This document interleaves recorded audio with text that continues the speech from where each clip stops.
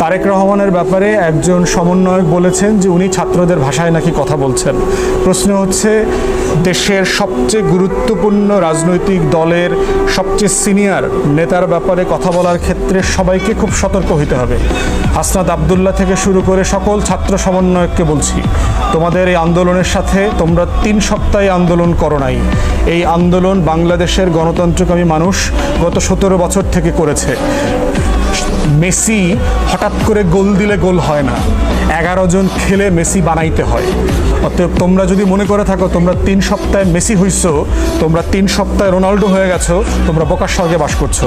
তাই senior politician এবং political party নিয়ে কথা বলার ক্ষেত্রে সকল ছাত্র নেতাকে অত্যন্ত সতর্ক হতে হবে। কোনো ফাইজলামি করবার সুযোগ কিন্তু নাই, কারণ তোমরা কে কয়জন মারামারি করছো, কোন তারিখ থেকে কোন তারিখ মারামারি করছো, তোমরা কয়জন আহত হইছো আর কয়জন নিহত হইছো, সব কিছুর গল্প আমরা জানি। তাই তারেক রহমান সম্পর্কে অবশ্যই সমালোচনা করবার অধিকার আছে সবার রাজনীতি হিসাবে, কিন্তু তারেক রহমানকে অথবা কোনো রাজনৈতিক দলের নেতাকর্মীকে হেয় করে কথা বলার কোনো রাইট নাই। কিন্তু এর মানে এটা না যে কোনো রাজনৈতিক নেতাকর্মীর সমালোচনা করা যাবে না। তার ব্যাপারে যেটা বলা হয়েছে, উনি ছাত্রদের ভাষায় কথা বলছেন। ছাত্রদের এই আন্দোলনে তো বিএনপির রোল ছিল। বিএনপির মহাসচিব বলেছেন যে এই জুলাই আগস্টের গণহত্যায় বিএনপির 200-র উপরে নেতাকর্মী মারা গেছে। তো ছাত্রদের ভাষায় কথা বলা মানে এটা কী ধরনের কথা? তত আমরা মনে করি যে কথা বলার ক্ষেত্রে সতর্ক হইতে হবে। কোনো রাজনৈতিক নেতাকে ছোট করা যাবে না, কারোর ত্যাগকে ছোট করা যাবে না।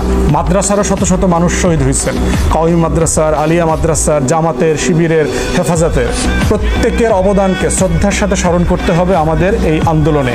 এটা কোনোভাবে ছোট করবার সুযোগ নেই। সাংবাদিকরা দায়িত্ব পালন করতে গিয়ে 4 জন না 6 জন সাংবাদিক শহীদ হয়েছেন। অতএব প্রত্যেকের অবদানকে গুরুত্ব সহকারে দেখতে হবে।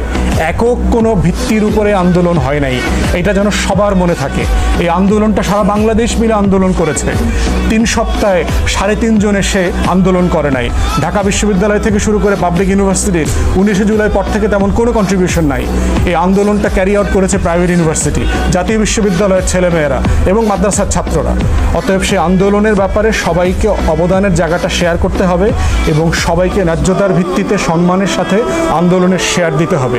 আমরা মনে করি এর বাইরের অন্য কোনো আলোচনাটা আমাদের সবার জন্য সুখকর হবে না।